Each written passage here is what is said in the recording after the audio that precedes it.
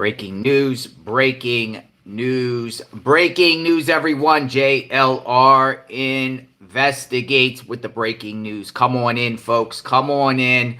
The school shooting in Madison, Wisconsin. Terrible school shooting. We covered that school shooting on JLR Investigates. Horrible. At the Abundant Life Christian School last week. Teacher lost their life. A student lost her life, and the shooter was a female. Natalie Rupnow. Remember, we've been talking about Natalie Rupnow. But we're going to talk about this guy right here, folks. This guy right here seems to be an accomplice to the shooter. And he's from California. Carlsbad, California. He lives with his mom and dad.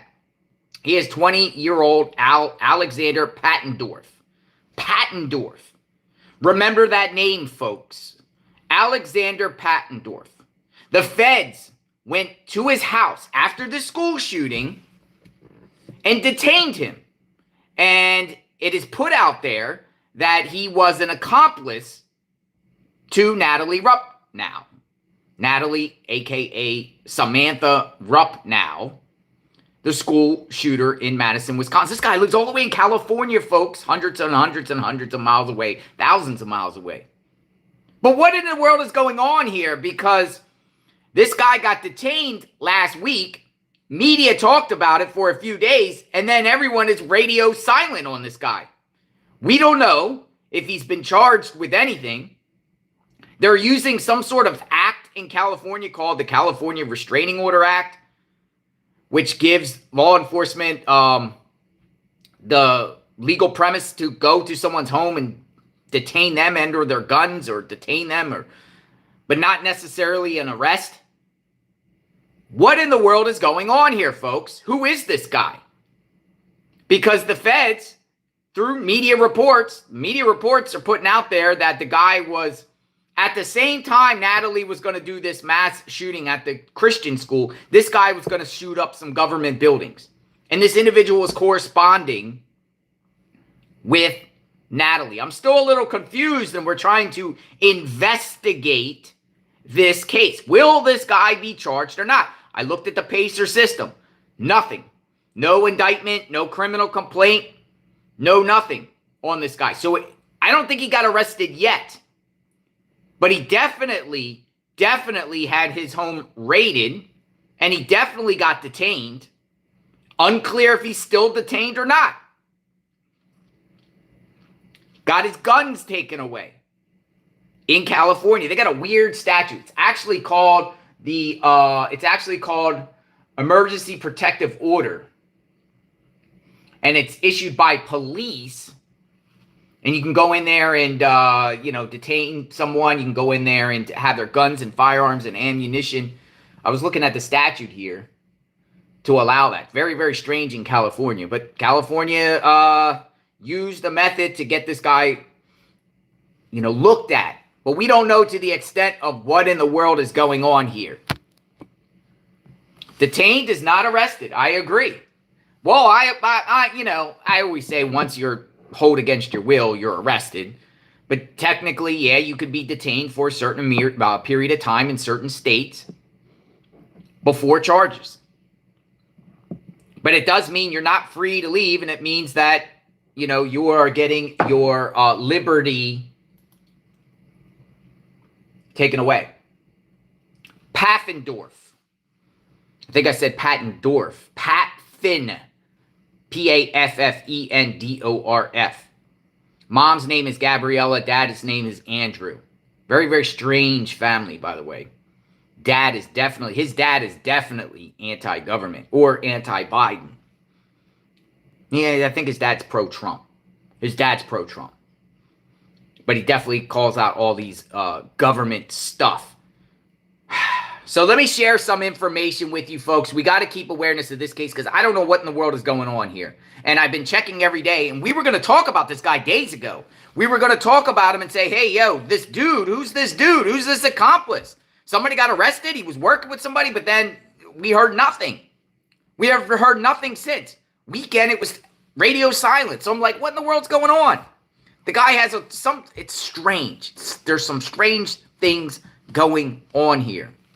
Based on that investigation, Carlsbad police served a gun violence emergency protective order on a 20-year-old man. As CBS 8's David Gottfredson reports, neighbors say more than a dozen officers were at the man's address and seized evidence. This is the gun violence restraining order served Tuesday night against 20-year-old Alexander Paffendorf at this condo in the 7400 block of Altiva Place in Carlsbad. It sounds pretty wild and scary. Neighbor Alex Gallegos was surprised by the number of officers that showed up. I pulled in and they had their full guns out all over the street. There's cop cars. There's about 15 cops here, I'd say. The gun violence restraining order alleges Paffendorf was, quote, plotting a mass shooting with the Madison, Wisconsin shooter, Natalie Samantha Rupnow. Paffendorf admitted to the FBI agents that he told Rupnow that he would arm himself with explosives and a gun and that he would target a government building. Rupnow is the 15-year-old girl accused of going on a mass shooting Monday at a school in Madison, Wisconsin, killing 2 and injuring 6 before she turned the gun on herself. Well, I'm just glad that they were on top of it, and they're going to get to the bottom of it, hopefully, before something bad happened here in our county. The gun violence restraining order served in Carlsbad is a civil action, not a criminal action, but it does allow officers to seize weapons, something the neighbor says he witnessed.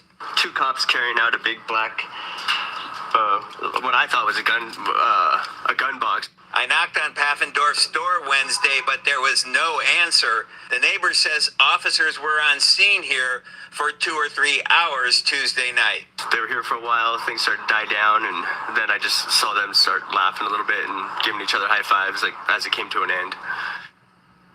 David Gottfredson reporting. What in the world is going on here, folks? You got a guy who admitted to the feds that he conspired with Samantha Rupnow. He conspired with Rupnow. He admitted to the FBI that he was going to, at the same time Rupnow was going to do the shooting in Wisconsin, he was going to shoot up some government buildings. Yet, he's not arrested? He's 20 years old. He's an adult. And the emergency gun restraining order, they only is a civil action. They could just take the guns away and that's it. What? The FBI has a lot of explaining to do. Law enforcement, you should, as a victim out there in Wisconsin, you as a community member should be asking these questions about who this guy is. And what, and here's the thing. And me and Magnolia are investigating this and trying to figure it out ourselves. Was he the boyfriend of Samantha that was making those posts on Twitter before the account got locked? That's what we want to know. We want to know if this is because there was rumors out there that Samantha's boyfriend was some person from overseas. You know Samantha. There's Samantha right there. Samantha Rupnow. Now this happened last week. Really, technically a week ago. What did they say? Last Tuesday night, authorities went to his Carlsbad parents' condo home, San Diego County, with a civil order to take all his guns away, which they did, according to the witness that you just listened to. They took all his guns away. He's 20 years old. Yet, he also admits to the FBI, allegedly, according to media reports, that he was going to carry out a shooting just like her. Or at the same time, they both were communicating with one another, yet no charges. He's not charged. You're not going to indict him. You're just going to let him go? Or are they building evidence to indict him? Maybe they'll arrest him soon. Maybe they'll arrest him today. Maybe people will be calling for answers about this. More information about this guy. You guys probably weren't aware of it. I mean, I put it out there. I just want to say that when this happened, I was the very first person on Twitter, X, to put his photo out there. And I tweeted this out. When was this out? December 18th. Today's the 24th. 20-year-old Alexander Paffendorf, and I'm sorry I said his name wrong at the beginning. I said Pattendorf, Paffen with an F, from Carlsbad, California, detained by the FBI. Authorities say he plotted with Natalie Samantha Rupnow to commit an additional mass shooting at a government building. And you know what's even more crazy? I'm going to show you some 6-degree separation crazy stuff. I tweeted this. Look at this. This is what's even more crazy. This guy, this is Paffendorf when he was a kid. This was posted on his mom's social media account. Look at this. And you know this was Samantha posted on the dad's Facebook account. This was posted on his mom's, Gabriella's, Facebook account. Look at that. That is crazy. Both as kids and both now conspiring. But then I was actually, when there was only one person that tweeted this out before me about this guy, about the arrest. And that's how I found out, based off a local reporter who said, hey, the feds are detained some guy named Paffendorf from Carlsbad, California, in connection with Samantha Rupnow. So, I immediately tweeted out and I was like, I need a picture. I need a picture of him. He probably removed all social media accounts before LE got to him because he had a couple days head start. And lo and behold, there was no pictures until his family did put a picture of him out on one of their profiles, and this is him. This is the guy. This is the co-conspirator. Possibly. I mean, he's in California. Rupnow is in Wisconsin. Apparently, he admitted to the feds they've been communicating with each other over plots. This is a 2020 yearbook photo of Alexander Paffendorf, available at the Carlsbad Public Library, taken when he was attending Carlsbad High School. He is now age 20 and the target of an FBI investigation, linking him to a 15-year-old girl who carried out a mass shooting on Monday at a school in Wisconsin, killing 2 before turning the gun on herself. Paffendorf is no longer attending high school here. Even so, Carlsbad Unified School District sent out an email to staff this week saying, in part, the Carlsbad Police Department has increased its presence around our schools. In this gun violence emergency protective order, Carlsbad police allege Paffendorf was messaging with the Wisconsin school shooter, and that he told her he would arm himself with explosives and a gun, and that he would target a government building. On Tuesday night, Carlsbad police served the gun violence restraining order on Paffendorf at this condo on Altiva Place, where the 20-year-old lived with his parents, according to neighbors who said officers were seen carrying a gun box out of the garage. In this case, it seems like removing the guns was warranted as a civil action to make sure to prevent a tragedy. Ron Marcus is with San Diegans for Gun Violence Prevention, a nonprofit that supports red flag laws allowing guns to be seized by law enforcement if there is a risk to the public. With the FBI doing its investigation and seeing the link between this individual and the shooter in Wisconsin and the proximity and time between, these events going on, it seemed like there was a threat of imminent danger. It remains unclear whether Paffendorf was arrested. He has not been charged with a crime, and he is not listed on any local jail logs. Nope. The FBI will only say the case is an ongoing investigation. David Gottfredson, CBS 8. He's not even arrested, folks. I haven't seen anything. I haven't seen any reports. I looked myself in the jail databases, any court record search, anything. This guy has not been arrested yet, was communicating with the shooter, was planning out his own shooting, and had guns seized from him. How is that even possible? Explain. Can someone explain to me how that is even possible? California man told Wisconsin shooting suspect about plan to attack a government building, gun order says. The man had sent message to the suspect in the Abundant Life Christian school shooting about the plan, according to an emergency protective order obtained by NBC San Diego. A California man was detained last Tuesday night, so it's a week now. He could be the boyfriend. I think he could be the boyfriend. I'm not so sure, though. I think he could have been the one that was running that account that was talking about Samantha at the time when the shooting was happening. A California man was detained by the FBI in order to have his guns temporarily seized after he allegedly communicated with the 15-year-old shooter who killed 2 people at her Wisconsin school. The gun violence emergency protective order was served to Alexander Paffendorf, 20, in Carlsbad in San Diego County, California, Tuesday. The narrative of the order says the California man had communicated with Natalie Samantha Rupnow, who police say opened fire at the Abundant Life Christian School in Madison, which she attended, killing 2 people before killing herself. The FBI detained him. After he was discovered plotting a mass shooting with the Madison, Wisconsin shooter. With, not on his own, with.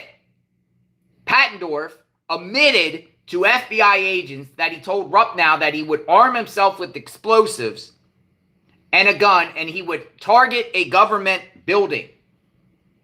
The FBI saw messages between him and Rupnow, so the FBI was looking at Rupnow and probably saw the communication that Rupnow had with this guy and then zoomed and took action on this guy.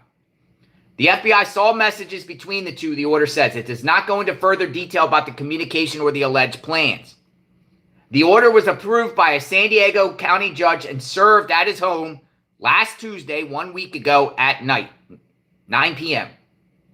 A court hearing about the order is set for January 3rd of next year. So it means that whatever the situation is going on in California with this guy and the guns, the emergency gun restraining order, it sounds like there will be a hearing. San Diego County, where's the hearing? What time? Can someone attend and see what's up? Can a journalist at least go attend and go see what this is about? One is the guy out on the streets. He was detained. Unclear if he was detained or released or detained and put in some sort of secretive holding that we do not know about. He could be off the streets. He could be on the streets. He could be gone too because his mom's from overseas. The order says guns were reported and searched for, but it does not say police seized any. But we heard from the witness there that said that they came out with guns. The order requires someone to turn over firearms and not to possess any guns while the order is in effect. Let's go on. A spokesman for the FBI San Diego office said in a statement Thursday, so 2 days later, the last Thursday, that it was not aware of any ongoing threats associated with this matter in Wisconsin or California. Madison police are leading the investigation into the shooting with the help of the FBI's Milwaukee and San Diego offices. So they had 2 FBI agencies or 2 FBI field offices involved with this. Milwaukee, San Diego. Carlsbad police said Wednesday that the investigation is being led by Madison police. A Madison police person refers the questions to the FBI. Oh, by the way, the Madison police chief is ready to become the next Seattle police chief. It does not appear the man faces any criminal charges. None of the law enforcement agencies mentioned any charges, and a spokesperson for the San Diego County District Attorney's Office said it is not involved in any criminal prosecution against him. A phone number for the Paffendorf or his family could not be immediately found in public records. Though the Carlsbad Police Department said there is no threat to the Carlsbad community, yet you saw that report that we just showed that they sent out messages to the school attendees or families of schools saying, they're going to beef up security. Why? Well, because they know that this guy probably was going to do something. So to sit there and say there's no threat to the community, well, if he's out on the streets, that's a threat, right? If he's out on the street, I don't know what's happening. I don't know. Rest in peace to the 2 victims. They named the 2 victims, staff member Aaron West, 42, and a student, Ruby Vergara, 14. That's the first time I saw the 2 victims' names. They even put the 2 victims' names out there for a while. Okay, So what in the world is going on here, folks? We got to be informed here. We got to know what's up with here. Why are they keeping the secret? What's going on under this California Restraining Order Act that allows people to take their guns? He's not charged. Scary times. All right, so we'll listen to this. Gives more information about this Paffendorf guy. We now know the very latest details that are now coming out that this 15-year-old was in contact with another man from California. He's a 20-year-old man from the Carlsbad area. And right now we do want to bring into the conversation now retired FBI agent Scott Duffy to just learn a bit more about this suspected shooter and what things are now going on. Thanks so much for being with us here on Live Now. Yeah, good evening, Christina. Thank you for having me on. Okay, I just want to start with, of course, we now know that the FBI has talked to this 20-year-old man there in California just to learn a bit more about what his connection was to the 15-year-old shooter. How are FBI agents now going to be able to utilize this information to learn a bit more about the shooter and her intents? Yeah, and this is what's fantastic across the board with regards to training for active shooters and then the investigation aspect with bringing in the federal partners to do deep dives into the digital media footprint, whatever the shooter might have left behind. So with regards to this piece of information regarding another individual who is presumably spoken to already by the FBI, and so even though there's very little information coming out about to what extent, to what has taken place, we know that that there was a civil order going with the state law for California, right, to get rid of, in order for law enforcement to be able to take away guns during investigative time. So this is what we get to see, just how these young individuals who go out and seek out to do these horrible things, that they are in conversation, if not conspiring with somebody else, leaving information out there for the public or for close ones. It may or may not be missed. And we are seeing here unfold is possibly another individual several states away, who somehow, some way, law enforcement is going to find out how they connected. And so it'd be interesting to see what exactly law enforcement found on the phone through some sort of messaging. What was it that happened that morning or several hours leading up to between this individual and, of course, the shooter in Wisconsin? And that decides this imminent factor of what could be taking place in California. And Scott, I have to ask you, of course, when they spoke to him, he did say that they had been in conversation. Does that mean that he could potentially be charged with whatever evidence? What would it take for them to fully link him to this crime to consider him a co-conspirator? Yeah, so not only what he had said to the FBI during that interview, which looks like it took place at some point on Monday, but also corroborating everything with regards to the messaging that had already been put out between them. So is this individual a like-minded individual where he is simply talking about doing something with no actionable plan, no hard location, simply talking about doing something? Was he conversing, texting, whatever it is, how they were messaging each other, where he was egging her on? Did she provide information to him that he could have then interceded by calling law enforcement? All these things are going to be hashed out and determined. Is he a co-conspirator, a collaborator in the Wisconsin shooting?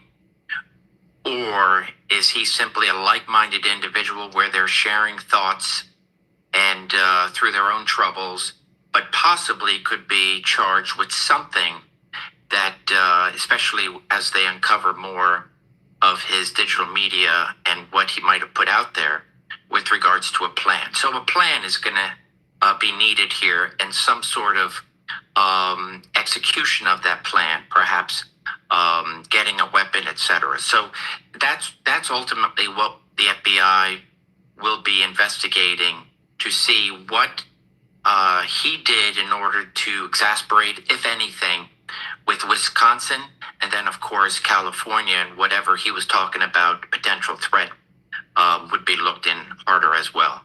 That's where I was going next with my next question. Alexander Paffendorf, that's the name of this 20-year-old.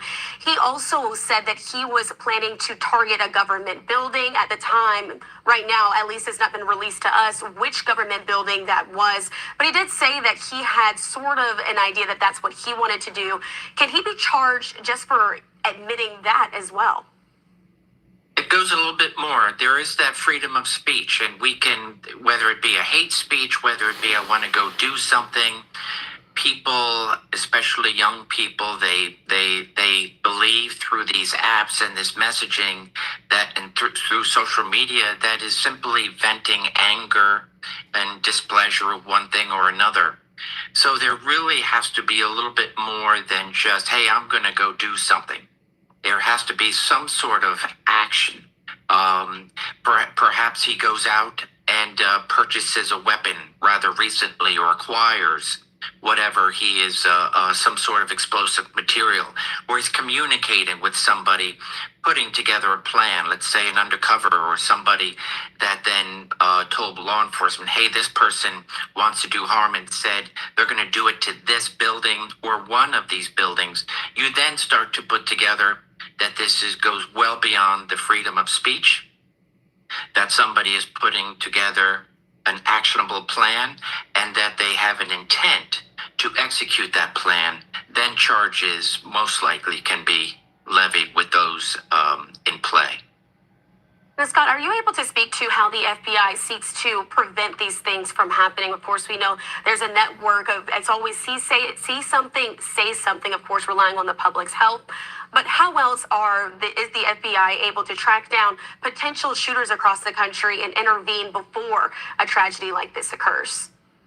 Yeah, and often this is like that needle in a haystack. You're talking about social media. Now, granted, the FBI has put tremendous amount of resources into our analytical program, and that are criminal analysts that are going through troves of social media. It can be plenty of tips. For example, two gamers are simply gaming, but then one chimes in some sort of, threat. It may not be a threat, but he communicates that threat. Hey, I'm going to go shoot this school up or that building or whatever. And so one gamer is taken back by that and simply calls it an anonymous tip. So the FBI with its local partners are constantly going through a tremendous amount of tips that through online, by phone, and then, of course, gathering as much information as possible with regards to potential threats. So it is a mountain to climb to prevent such a tragedy, unless somebody, and typically somebody who has received information, to say, I don't know if this person is just blowing off steam, but just in case, let me tell somebody, law enforcement, so they can go and determine what is in fact in this person's mind, and if there is a plan or not.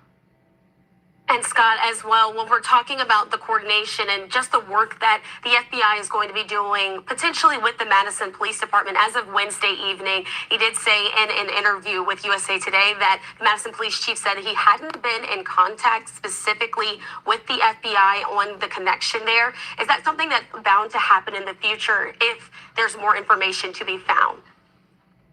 Yes, and I would imagine that the chief is well aware of what is happening, but does not want to say anything that could potentially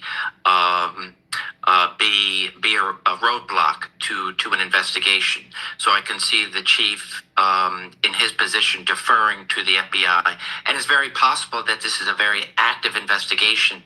There could be others other than the two that is known to the press, and the FBI may be well aware of it, and so thereby the FBI could very well be conducting other immediate interviews in order to foil a plot, if there is a plot, or simply get to gather all the evidence possible and all possible co-conspirators if there are more than the Wisconsin shooter and, of course, someone who is speaking with this individual in California. So there's probably a lot behind the scenes that are taking place now, and those things have to be resolved before additional information can be let out to the press, and that's why I can see the chief deferring to the FBI until this and that part of the investigation is brought to some resolution. Certainly something that is so interesting to see all the links in this case. And of course, we'll never get answers from that 15-year-old shooter herself. Scott, do you have any last thoughts before we let you go here on Live Now? Yeah, just our thoughts and prayers continue to be with all those in Wisconsin and all those around the nation who just continue to suffer these unmentionable tragedies. Thanks so much for being with us again. Scott Duffy, retired FBI special agent, here with us to break down the latest link of information that we're finding out between this California man and that 15-year-old student shooter there in Wisconsin. We appreciate you for being with us. Thank you. Good evening. Who in the world is this guy right here? Who is he? Alex and folks, no other photos besides that one yearbook photo of him. No other photos of him. Where's his? How was he communicating? Was it via Discord? Was it Telegram? How was he communicating with Samantha Rupnow? He admitted to it, according to reports. Are there others? Are there others? We're going to talk a little bit about his parents. I'm going to get Magnolia's take in here, so we'll get Magnolia in the chat and we'll keep it going. Get her take of the whole situation. I'm sorry, folks, but we should have brought this to your attention last week when it happened. There was just so many things going on, but there really was lack of information. There is still lack of information. We don't got any information. You know, the feds are very secretive, but it's weird because it seems like the local police department are not aware of this guy or doing any investigations. It's between the FBI and the Madison Police Department. I don't necessarily like the Madison Police Department, to be honest with you. I don't like when they gave that press conference and they were being secretive and things like that. Remember the mayor was at that press conference and was calling all us out? Pretty wild stuff. Come on in the chat, Magnolia. Where's she at? Oh, where's she at? Let's try again. Round 2. Second time. First you don't succeed, dust yourself off and try again. Hello, Magnolia. Hello. Come on in. All right, so, you know, we put this information out last week, December 18th. We tweeted out. Since then, there has been absolutely nothing, really, out there. So what in the world is going on here? What do you think? What's your take on this Paffendorf? And thank you for correcting his name to me. I said he was Pattendorf. Yeah. Well, I mean, we've been kind of talking about this in the chat. You know, when this crime first happened last week, was it Monday, I believe, you know, we were reporting it on our channel, and in the afternoon, we started to see this person was identified online, and, you know, we're collecting the information and we're reporting it, but the media never actually ID'd the shooter, neither did the police, until the fourth press conference. No, the fourth press conference. Way late in the day. It was days later. It was days later after we had already identified her ourselves. Even when they raided her father's house, I mean, it was like, this is who she is, but they refused to even say it. And then I also thought it was weird. I was just remembering when the mayor at that one press conference, she was so nasty and rude and basically told everyone it's none of your business who the victims are. Like, basically mind your own business. As if people don't have the right to honor and remember the victims at vigils or whatever they want to do. It was very strange, just the way that they acted. The authorities and the public officials there, they acted so strange. They finally put her name out, and then it wasn't more than a couple days later that we started seeing this stuff about an accomplice. And, you know, we reported it, we posted it, and then again, a few days later, the regular media reported it. way after we did, and we expected that there would be some updates, and we've kind of just been waiting, what else is going on. Okay, he was detained, and what? Then what happened? Was he arrested? Was he charged? Is he being held somewhere?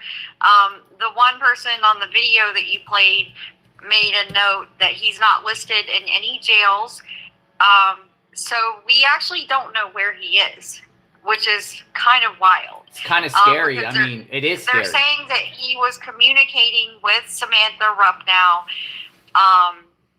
and he was talking to her about the school shooting that she was going to do, and he also told her that he was going to do a terror attack himself on a building in California.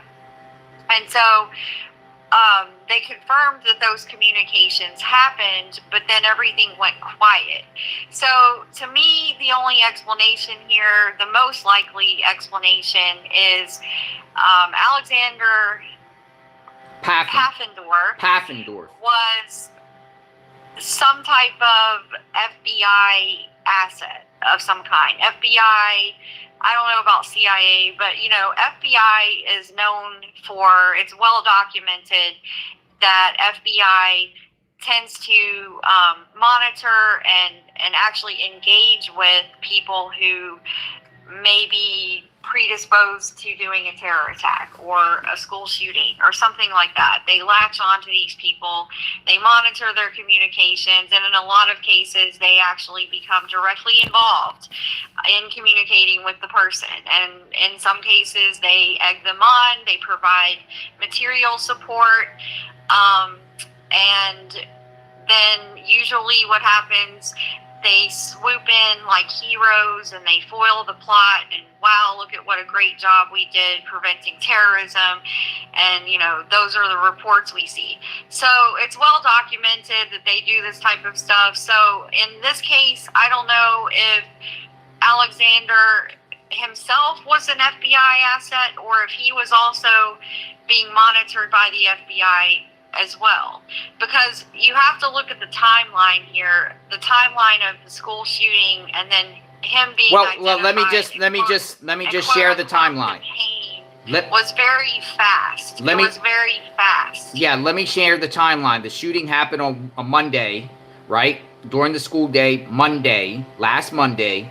And then the police chief gave multiple press conferences. On the fourth one, in the evening time, he did identify the shooter on that same day, later on in the evening. And then the next day, Tuesday night, the feds are going to this guy's home in California. That's around the timeline there. So they went to his house a day later. Yeah, I mean, so it was very, very fast, very quick that this happened. So that kind of is another clue to me that the FBI at least were aware of these two people. Now, how much they were involved, I don't know, but it's very strange that they come out and say, oh, look, we detained this guy. He was communicating with the school shooter, and he was also planning a terror attack, and, we got him. And then crickets. There's just been nothing. So, to me, I think that it's going to probably be a case where the FBI was at least aware of Rupnow and her online activity, because she was a part of a Discord community of school shooter enthusiasts, people who idolize school shooters, particularly Columbine. She was obsessed with Columbine and different things. And so, we know the FBI monitors certain channels on the internet similar to that. So I think it's probably something along those lines, that they had an inkling of her, or they knew about her. They knew about this guy in California. Now, how much they were directly involved in communicating with them is a question mark. But, a lot of people are saying, is this the guy on Twitter? The guy who basically identified her? Severed Head, that account on Twitter, the very day of this crime, within hours, he was saying, "You killed Samantha Rupnow. She's my wife, and she's the greatest person who ever lived, and the worst people did this to her," and, basically saying that people were bullying her, or she was mistreated, and this happened. And clearly cared about her a lot. So we're wondering, is his real identity Alexander Paffendorf? Now, I think he could be, but I also have seen that before he locked down his account, he had made a tweet back in August saying something about his 17th birthday, this Severed Head account.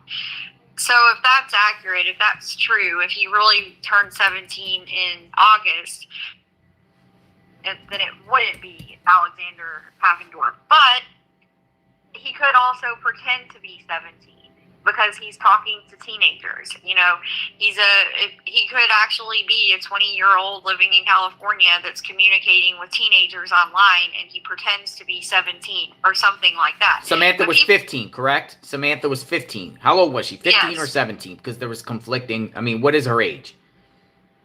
She's 15. Okay. Yeah, and I know because a lot of people put out also 17. There was been a lot of... Well, the media made a lot of mistakes in this case, and that was one of them. But she's 15.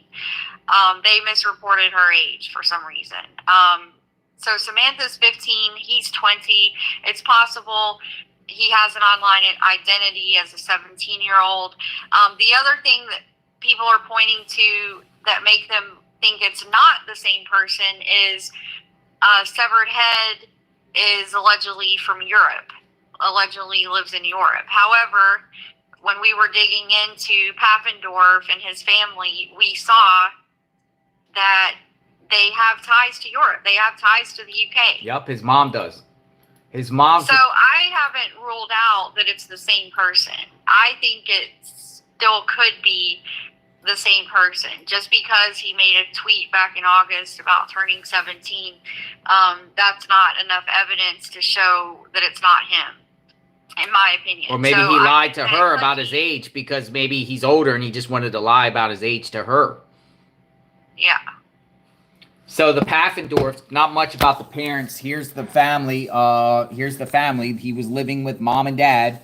Mom's name is Gabriella Paffendorf. Dad is Andrew, right? They both have social media accounts, right?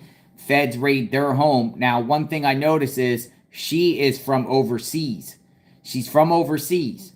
So, just moving on a little bit, she posted on the cover photo her own son in 2023. People responding, "Oh, your son grew up to be very, very handsome, a handsome man." This is when apparently they were over in the UK at an ale house. That's what they said. They were at an ale house, drinking, I guess, ale and pints. And I don't know. He's sitting there with beer in a picture. That's kind of strange, too, a 20-year-old kid. But here's the dad. And the dad, Andrew, who is a traveling musician. He actually travels overseas to do musician stuff with a band. He's a band. He's also in some sort of contract stuff, but he's also a bass player for a band. This is his dad. So yeah. I think it's possible that the online boyfriend that claimed to be overseas is in fact this guy right here. Which, by the way, the Severed Head Twitter account, the Severed Head Twitter account, is that still up or is that locked? Last time I checked, it was the account's still there, but it was privated sometime last week. I got a whole bunch of screenshots off of it that first day, and kind of went through and read some of it, but it was put on private. I want to say probably 2 days after the school shooting happened, because it was still active throughout Monday, Tuesday. I think around Wednesday it went private. But yeah, it's, for one thing, it's hard to believe. I mean, also, would she really be talking to two different people about her plans, about her school shooting, about different things? Because she definitely sent the manifesto to Severed Head. Which could That's be him. fact. It could be him. Because I think it's him, the reason Magnolia. Huh? I think severed head is him. Yeah, I mean, the reason that we even know about the manifesto is because Severed Head gave it to another person on Twitter who then published the thing in full. So it would just be an extraordinary coincidence that there just would happen to be a completely other person that she didn't send it to, but was also talking about shootings and terror attacks and things like that. I guess that's possible. I guess she could have multiple friends that she's having these types of conversations with. But he is specifically the one that she sent that manifesto to. And then just days later, this guy's detained. So to me, it has to be him. I want to just emphasize too, with this guy and her obsession with the Columbine shooters. It seems like her obsession was really with the Columbine shooters. This guy kind of looks like Eric Harris a little bit. One of the Columbine shooters. He has that, that all-American type of weird look. I don't know. He has one of these like kind of vibes here. I mean, he's admitting that he was going to do a shooting. Mm-hmm. It's very, very strange here. But, can you forward me Severed Head? Can you forward me can you put in the chat so I can show everyone that account that's locked down? Mm-hmm. By the way, I mean, for the police chief to say that the parents are cooperating of Samantha Rupnow, we still don't know what the parents going to be charged, by the way. We still don't know anything about parents being charged in reference to Rupnow's dad, Jeffrey.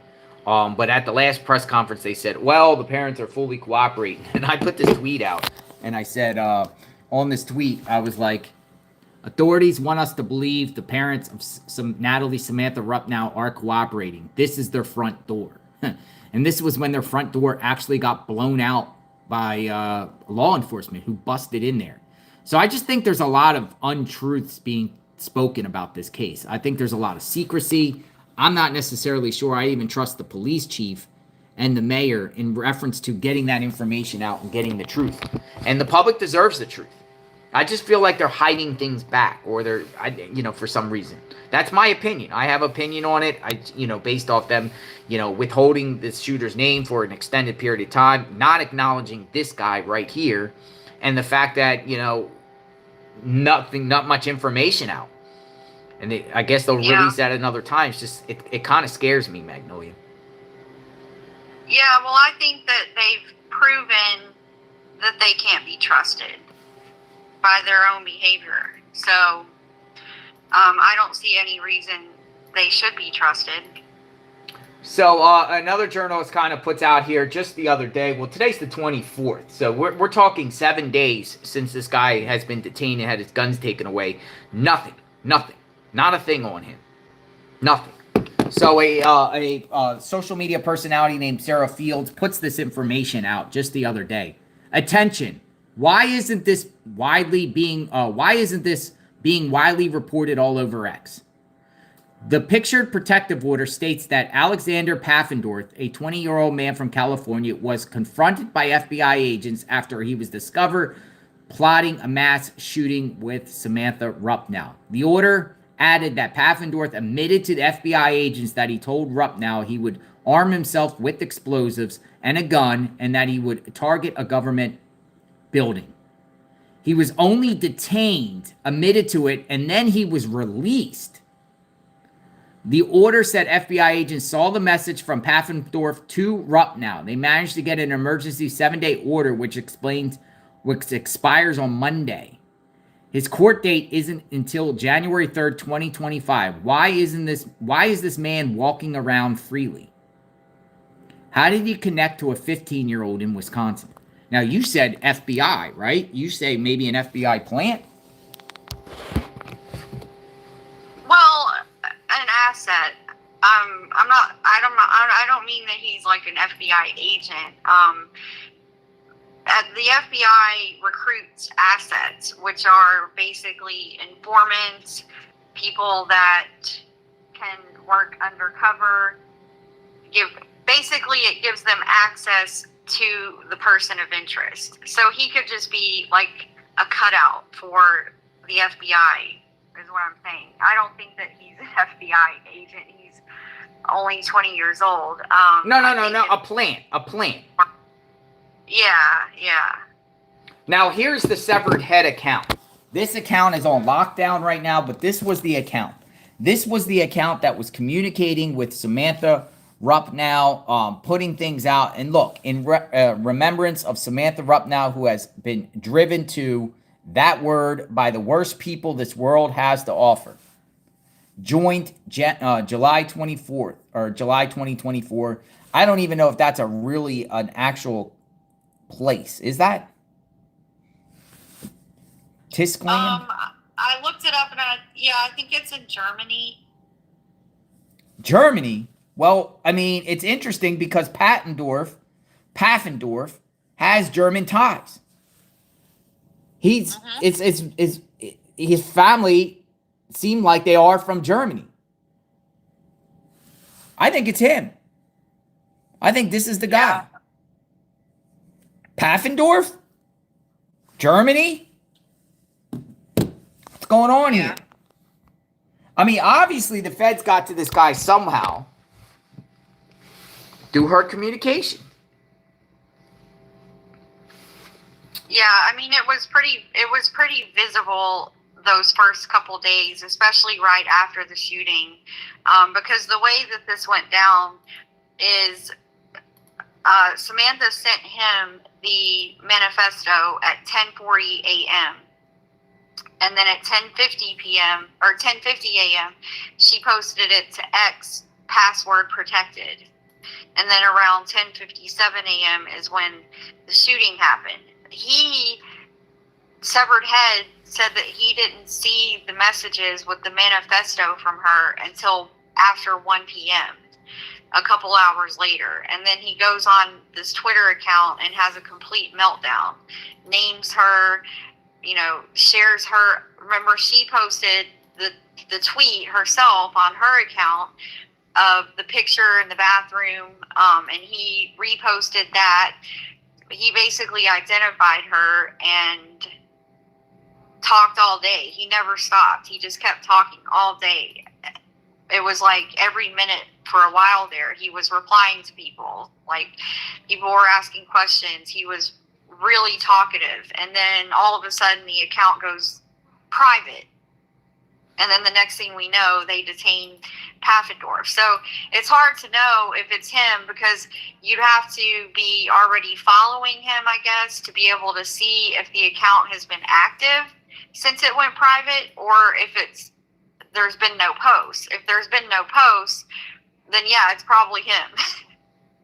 Here's a copy of his emergency protective order issued in San Diego County on the 18th. Carlsbad Police Department. Alexander Charles Paffendorf.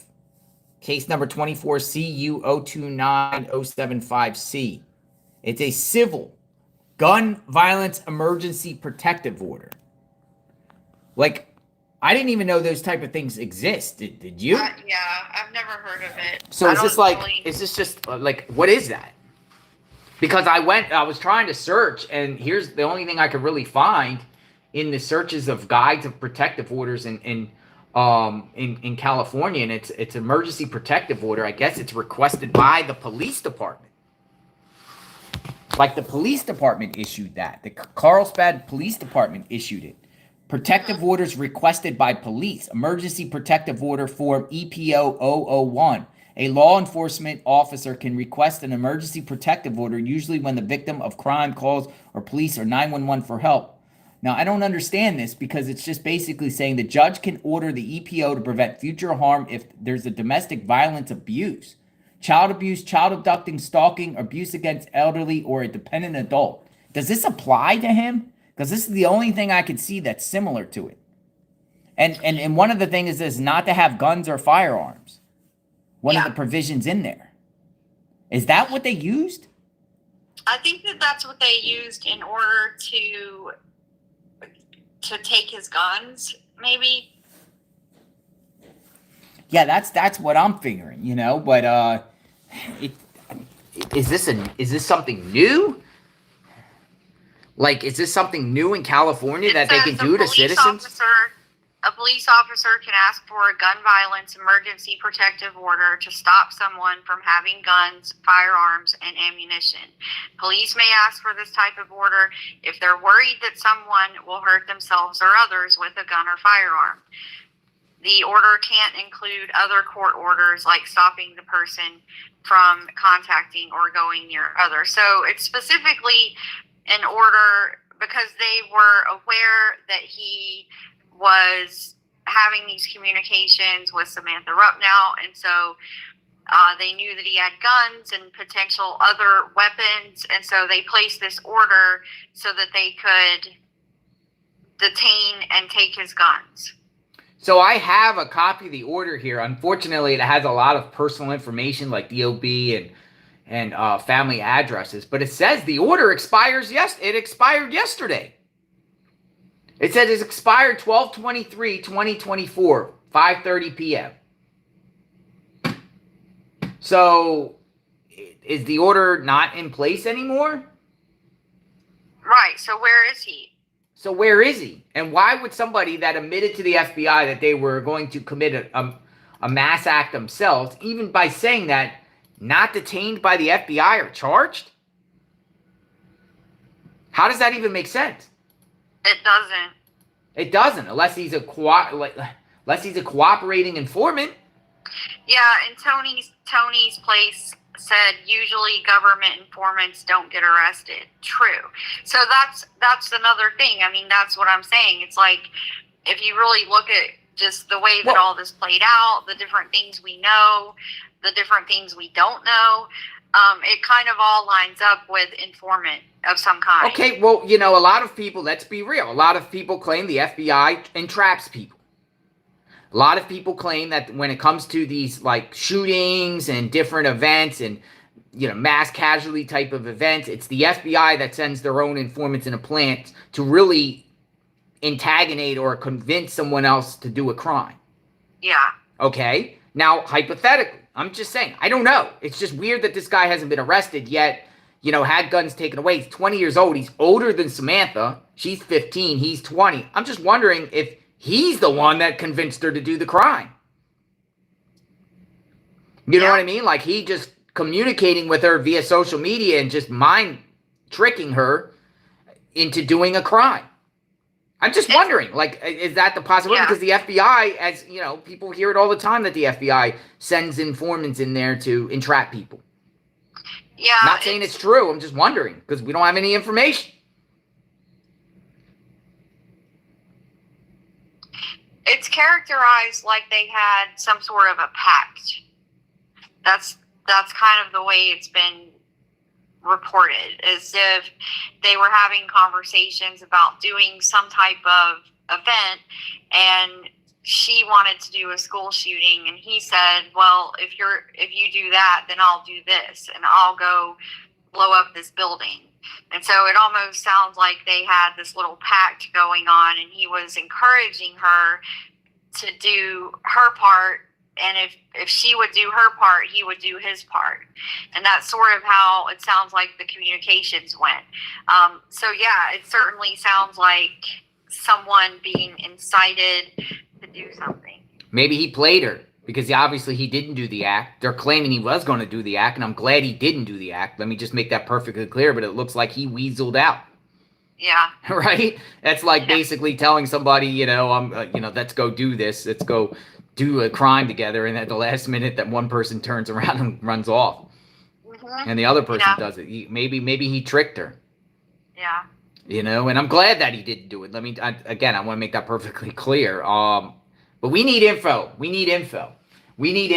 That's the bottom line. You know, we try to take deep dives into these people and try to get an understanding, and this just does not sit right with me at all. No, it's very strange, and you know, we kept thinking about it all this past week because we just thought it was so strange that we reported it and posted his picture and everything else, and you know, we expected that it's common Well, for look, us to break news before anyone else. That happens all the time. We break information way earlier than mainstream media quite often.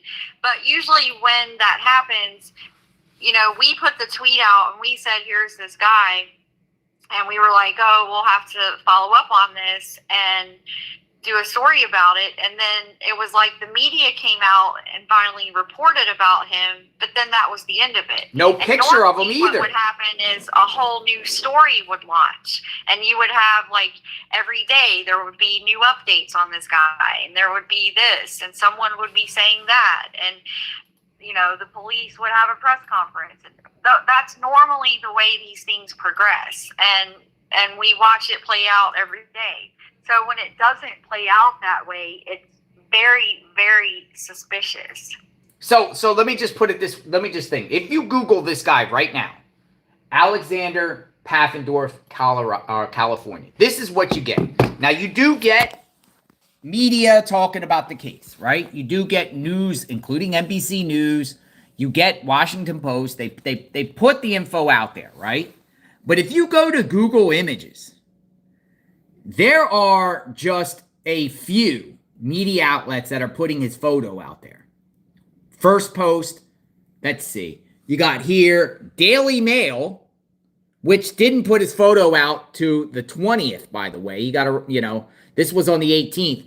Really, there's nowhere else. AOL, but not. Where are these media outlets putting this guy's face out there like that? There's none. No one is even like putting his stuff out there like that. Magnolia.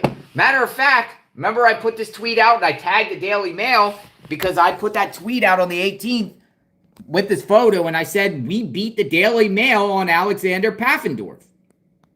And this was on December 20th. Daily Mail finally puts his photo at least out there for the public to be aware.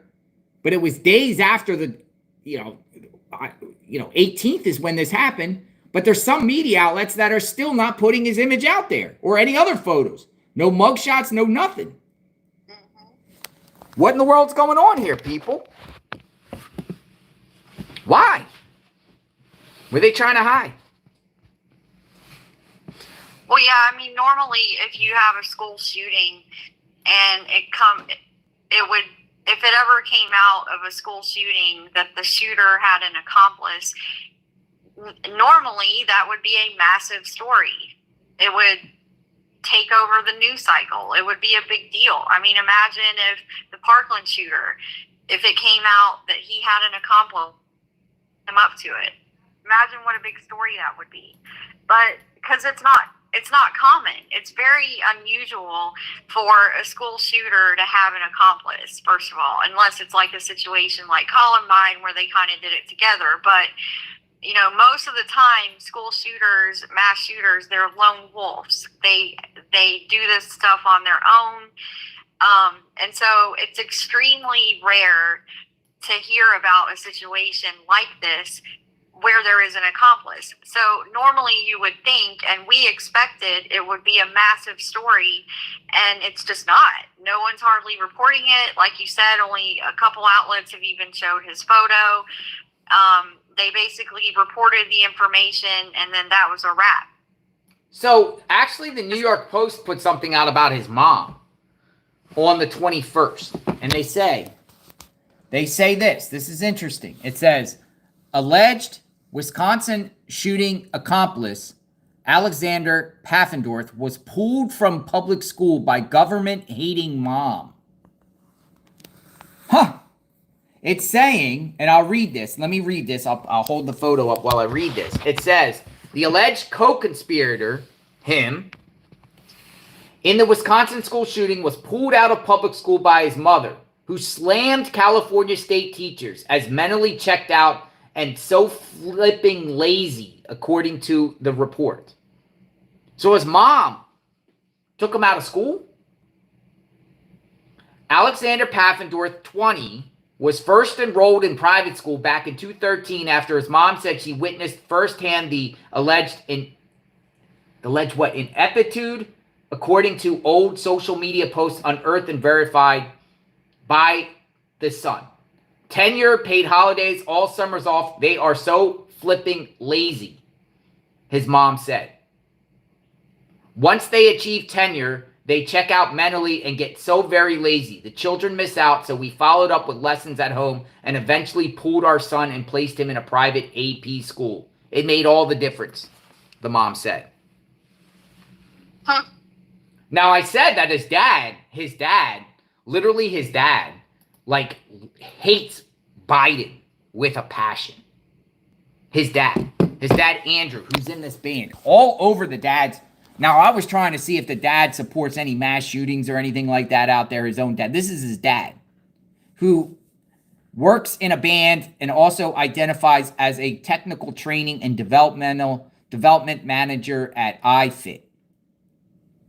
But his dad, which is him, this is his dad. Oh, man, he goes on anti-Biden rants almost every day on Facebook, up to when the shooting happened. So I just want to put that out there. So the post is saying the mom hates the state of California's schooling system. Dad hates Biden. What do you think? Interesting. Family dynamics? Yeah, it doesn't seem like, I don't know, it doesn't seem like the switching him to a private school helped too much after all. But again, they show no photos. Like, if this is legitimate, that is, which I don't think it is. But what do you mean as far as the New York Post report? No, I'm saying if Alexander Paffendorf really, truly, genuinely was planning to do a terror attack, that means his mom putting him in private school was a fail. But I don't think that, I just don't think that he really was planning to do this. I think it was I think this was some sort of FBI operation. He was in communication with her, keeping tabs on her, finding out who she was talking to, getting access to the Discord forums, access to her plans, all this other type of stuff. That's what I think it is. I mean, I find it hard to believe that this guy was actually going to do a bombing. These tweets are protected. Is this Alexander? Is it Alexander? That's the question. Maybe authorities should answer that question. Means this guy, if he's out on the streets, he could still, I mean, the guy's still out on the guy could be still out on the streets. I think he's free. I don't think he's detained, Magnolia. Also, why was this account not deactivated instead of just put private? A lot of people in these situations would just completely delete their account, but that's not what happened here. It went on private. That's another thing that's unusual. I'd be scared to death in Carlsbad, California right now with this guy out on the loose. I would. And no information. It's very disturbing, the chats and the people that she was associating with, the supporters of these crazy shootings that happened. They were memeing them up and all types of wild stuff. Scary. Yeah. Scary. Now, one thing we did hear, though, at some point later in the week, last week, they said that they were looking into Natalie, a.k.a. Samantha. They were looking into her parents to see if there was any type of negligence that they could be charged with that could have led to her doing this. So supposedly they are looking into that angle, but we just haven't heard anything else from that. So in the beginning, they said the parents were absolutely not being investigated and they were cooperating fully.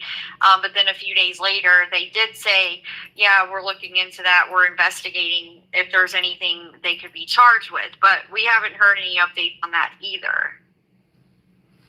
So the police chief actually spoke yesterday about the investigation. And this is a police chief. Actually, there's a report that the police chief is on his way to become the Seattle police chief, or the front runner. He's the front runner for the Seattle. So this is the police chief. Remember this guy, right? This guy here, he's the police chief. When we were covering this case, Barnes, right? Shon Barnes. And the report says Seattle police chief front runner doesn't think Second Amendment is appropriate. Now, this is probably, whoever this writer is probably not in favor of him for probably numerous reasons. But they're just saying that he is rumored to be the top job for the Seattle Police Department. Top choice for Seattle Police Chief revealed, has history of controversies. And they're talking about Mr. Barnes. Barnes is the lead investigator in this particular shooting. What's going on? What's the accusations? He's being, Chief Shon Barnes of the Madison Police Department in Wisconsin is reportedly a leading contender for the position. Barnes has been seeking opportunities to leave Madison for some time. In 2023, he was a finalist for the top job at the Chicago Police Department, but ultimately was not selected. He showed interest in being the police chief in San Jose. But now it seems like he is going to be involved possibly as the police chief of Seattle.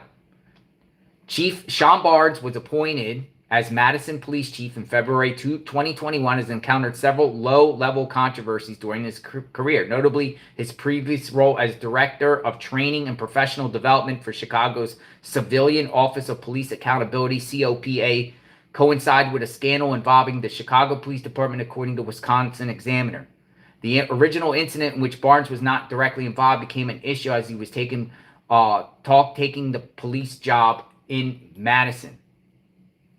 So they're talking about a bunch of scandals he was involved in Chicago. Interesting. Just want to point that out there. This is the guy that, he gave a lot of press conferences, Magnolia, in reference to this, and he just spoke again, which I'm going to play shortly, about the investigation in this case. But what's he going to do about Mr. Paffendorf here? Is he going to let Paffendorf go? If Paffendorf was clearly conspiring or corresponding with Rupnow, you would think that the police chief would secure arrest warrants for this guy, right? Arrest, bring him to Wisconsin, co-conspirator, if you're saying that you're going to do an attack or even leading someone on to do an attack or knowing about an attack and not reporting it, that's a crime. Yeah. It's a crime. So why isn't the police chief doing anything about it? Or is he? Or does it require a grand jury? Does it require some sort of, formality to get these charges? If charges that are all happen with this guy. We just don't know. We're just putting out what's out there. Yeah, I do have some other updates on the parents. Murky Piglet was asking about Natalie's mother, and we had talked about this on one of our lives, and I said I believed her name was Melissa. So that's actually since been confirmed. And I don't think we've talked about that yet. So Natalie's mother's name is Melissa. It's come out in some media reports that Natalie had a very, very chaotic home life. And that's putting it very mildly. Her parents married each other and divorced each other 3 times throughout her life. She's only 15 years old. In 15 years' time, her parents married and divorced each other literally 3 times. The most recent divorce... Married, divorce, the same people? The most recent divorce, I believe, was last year. So as a result of these they were constantly getting separated and divorced. Each time that happened, they worked out custody agreements. Every time they had joint legal custody, but her physical custody varied at different times. For a long time, the way the custody arrangement was they had joint physical custody. So she would be at her dad's house for 2 days, her mom's house for 2 days, then her dad's on the weekends, and then the following week they would kind of flip that schedule. And so they had joint physical custody for quite a while. But the last time they got married again, and then they got divorced again.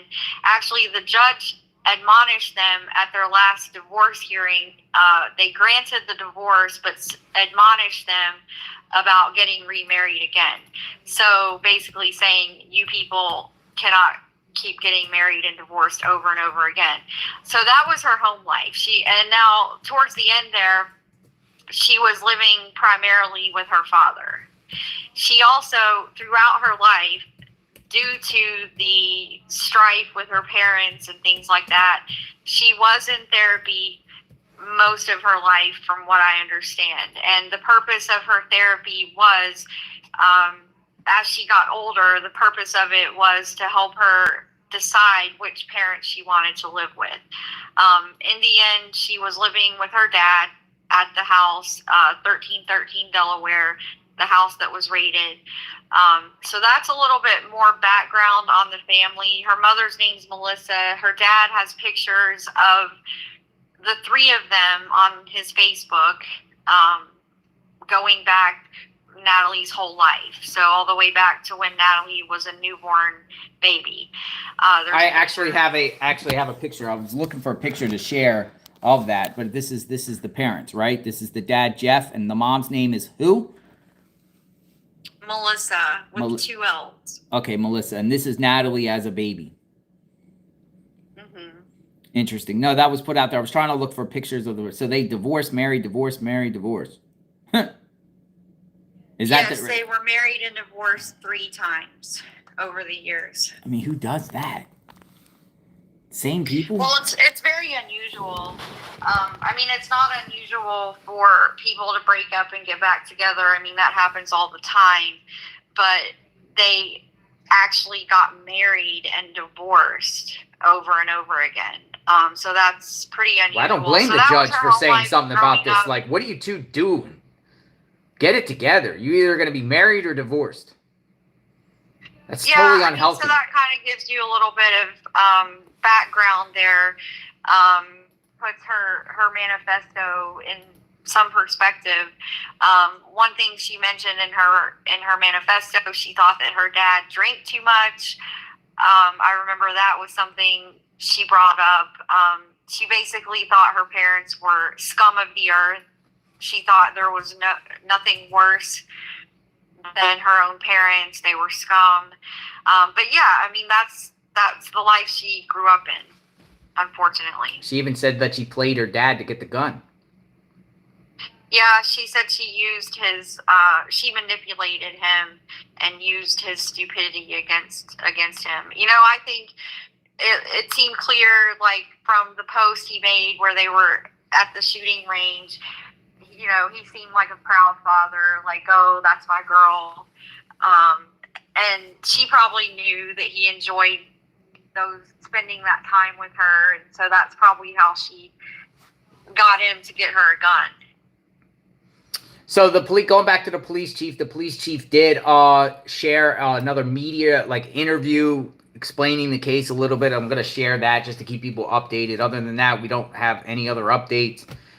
We don't know if the parents are being charged. We don't know if he's going to be charged. Still a lot of unknowns. I'm not so sure the parents will be charged. I don't know what you could charge them with. I think those ones with the Crumleys and the one in the Grays down there in Georgia, is a situation where it's a lot different circumstances. But, with this case, father here, Jeffrey, was clearly taking her to do shooting practice before the shooting happened earlier in the spring, teaching her how to use a gun. So it will be interesting how she accessed the gun. I'm assuming the gun came out of the house, correct? Yeah, I think the key difference here with the Colt Gray case and her case is, in Colt's case, the police actually came to their house because of a threat made online, and they questioned Colt and his father. Colt denied that he was the one who made the post. However, his father told the police, he swore up and down, that Colt had no access to guns. And so they closed the file, basically. They were like, okay, sir, thank you very much. Then after that, the dad turned around and bought him a gun for Christmas after assuring the police that he had no access, after already knowing there might be some issue here, knowing the problems that he was having. He gave him a gun for Christmas. So I think that's a key difference. Now, we don't know. I have not heard anything about Samantha ever being questioned for any type of threat she made online or anything like that. So it doesn't seem as if it's similar. It doesn't seem like they were out there or that she had, they had reason to believe that she was a danger or anything like that. In Colt Gray's case, there were a lot of reasons to believe that he was a danger to himself and others. Gotcha. And his father acknowledged those things and yet still gave him a gun. Man, it's crazy we're talking about this on Christmas Eve, but we got to get the info out.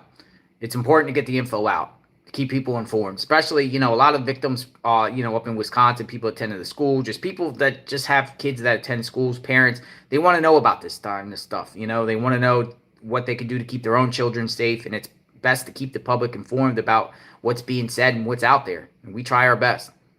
Might not have it all correct, but we're trying to get it correct, and we're trying to get that info that's being put out there. Yeah. Out there for everyone to see. Word Sleuth said, how did Natalie's online post not trigger FBI visit like Colt's? That's what I'm saying. That one didn't get caught. Well, yeah, and that's the thing that we're kind of wondering about is like, did they actually see her post online? Were there agents inside that Discord that were fully aware? Did they recruit one of the people in the group, Alexander Paffendorf? Did they recruit him to communicate with Natalie to get more information? Because him being not charged is all. Him being not charged, and if he doesn't get charged with anything, then that's huge red flags, Magnolia. I expect that there might be a process, and he's being investigated. And next thing we know, up to a month from now, the feds might, indict him. Yeah. But to let this guy go free after clearly they think he's a threat, and clearly what he said he was doing is bonkers to me. Well, the lack of curiosity from the media is a red flag too. Media. They're suspiciously uncurious about this guy. Scary times. All right, Magnolia, I want to play this clip from the police chief. He gives an update to a media outlet, a little bit about the investigation, just talks about this case in general. I want to hear him out. I haven't listened to it. I know it came forward in the last 24 hours, so we'll take a listen. Anything else you'd like to add? No, that's it for now. All right, thanks. Great work, Magnolia. All right, so let's play the police chief here.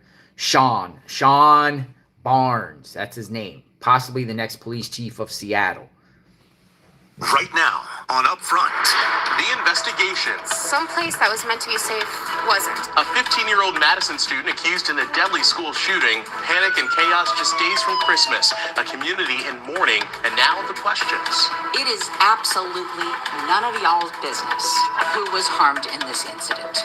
This Sunday, Madison Police Chief Shon Barnes. We're asking anyone who knew her to please contact the Madison Area Crime Stoppers. With us on the latest in the investigation, what's next, and his message to the community. Then Attorney General Josh Call on the state's role, his push for more state funding for school safety, and his reaction. The Attorney General should be ashamed of himself. To one of the former Trump allies, he's charged after the 2020 election. Then the lawsuit. President-elect Donald Trump suing pollster All right, let's get to the point. And the Des Moines Register. Marquette Law School poll director Charles Franklin is here. The potential impact, plus his final nationwide poll just out. And budget battle, the line's already drawn. All right, we're only listening to the police chief. Politics.com and his new reporting as the battle heats up. This is Upfront. with Jaron Jordan and political director Matt Smith. Hi, everyone. Thanks for joining us. It'll be 1 week tomorrow since the deadly school shooting in Madison, and this weekend, that intensifying investigation now behind the scenes. Police say 15-year-old Natalie Rupnow shot and killed a teacher and a student at Abundant Life Christian School and injured several others. Funeral services were held yesterday for 14-year-old Ruby Vergara. 42-year-old Erin West was the school substitute coordinator and in-building substitute teacher. She'll be laid to rest tomorrow. The investigation is now being led by Madison Police Chief Shon Barnes, and he joins us now. Chief, thank you for your time. Thank you for having me. I want to first begin with, as we sit here today, what is the main focus of your investigation right now? The main focus of our investigation is to put together a timeline of when this decision was made to walk into a school with weapons and fire that weapon. Many people have been asking me, and well, we won't know that fully until the investigation is complete, if we know it at all.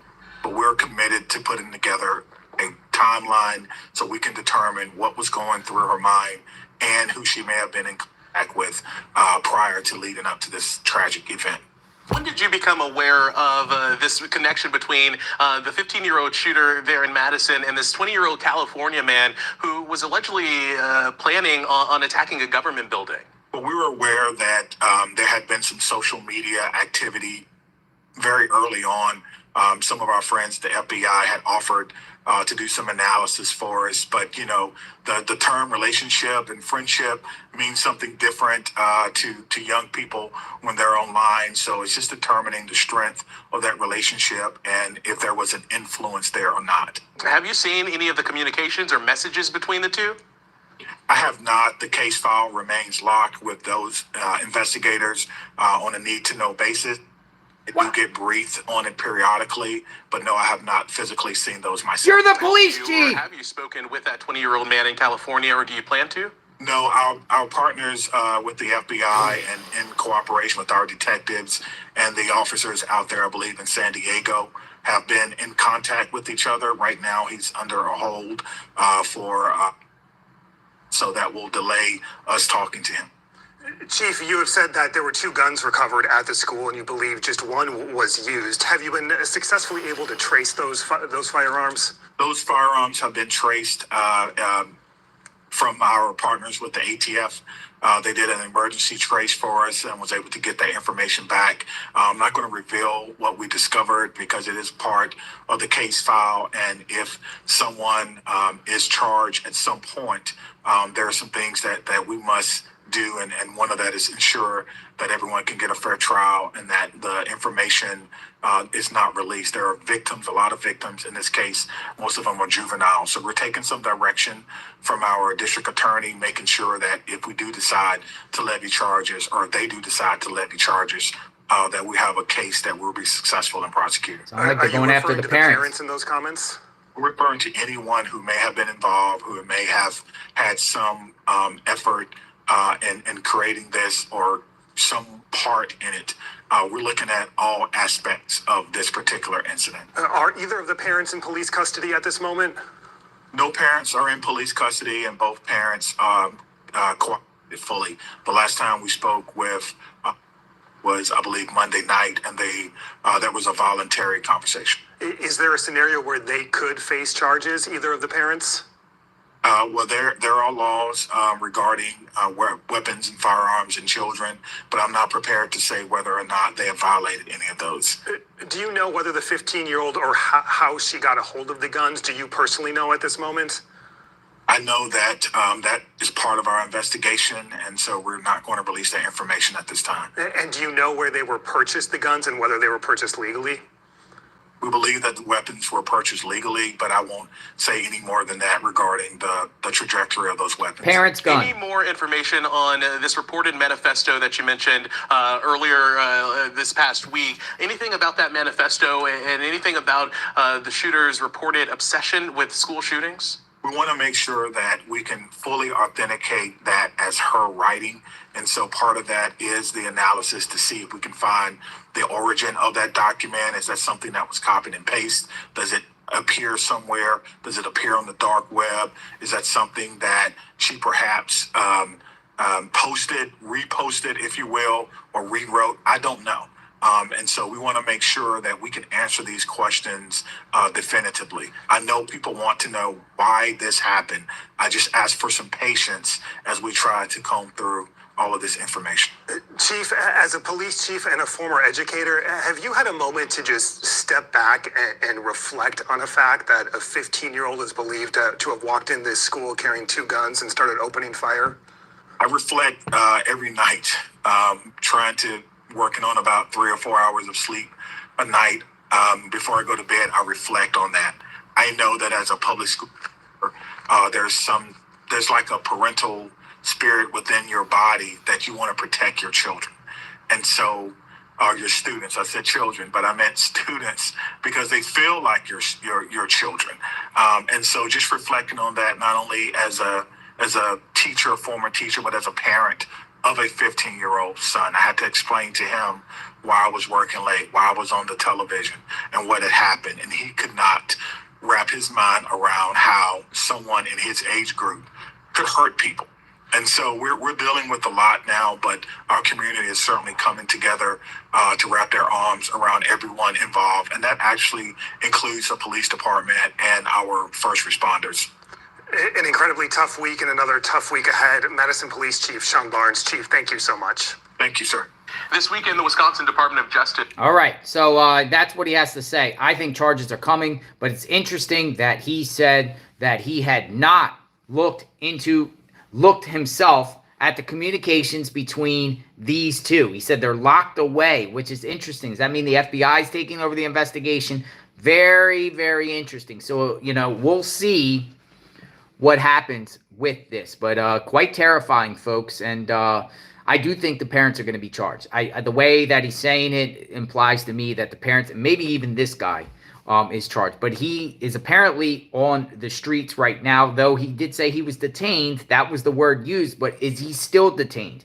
And under that California law, how long can you detain someone on that protective order? Very interesting, but I did want to get that information out for you. We are on this case, definitely on JLR Investigates, a lot of unanswered questions. So let me know what you think. That's pretty much the only information I have. But at least we had a good conversation giving us our thoughts. I want to hear from you, your thoughts. You know anything about this guy? Tips at JLR Investigates. We love to hear and love to know. And if you have anything that's critical to the investigation, of course, absolutely, send it to investigators. Send it to investigators. If you know about this guy, if you know about others, if he's conspiring with people, plotting, who knows? It's scary. Scary times, people. Protect your children and, hopefully we don't get nothing like this again. It's a Christian school. This was a Christian school. Merry Christmas, everyone. Happy holidays. 12/24/2024. This might be my last live for the day, wrapping up. I'm going to go do some, going to church tonight. Me and Magnolia are going to church tonight. We're going to light a candle and do Christmas Eve Mass at church this evening. We're going to go look at some Christmas lights. But I might be on maybe afterward or beforehand if something else breaks. Don't really see anything breaking. We're hope that there's no Christmas shootings or any crazy stuff that happens on Christmas Eve. Time to spend time with your family, your children. So you guys have a Merry Christmas, happy holidays, happy Hanukkah, happy Kwanzaa, whatever you celebrate out there. Be safe out there and spend time and appreciate your loved ones. Wild world out there for sure. All right, we cover true crime 24/7. Just because 24/7, 365. Just because I'm not on doesn't mean we're paying attention. Not paying attention, because we are paying attention. I constantly reporting from the JLR Batcave and constantly got computer monitors all around me. All around me are computer monitors about this case, about just this case in general, things all across the board. You can see. Look, got the computer screen here. Got the command center here. Got another command center. Surrounded by command centers here. So that's what we do on the channel. Constantly in the know. The more you know. Stay informed, my friends. Have a great day. Have a Merry, Merry Christmas. We'll talk soon. JLR Investigates. Be safe, everyone.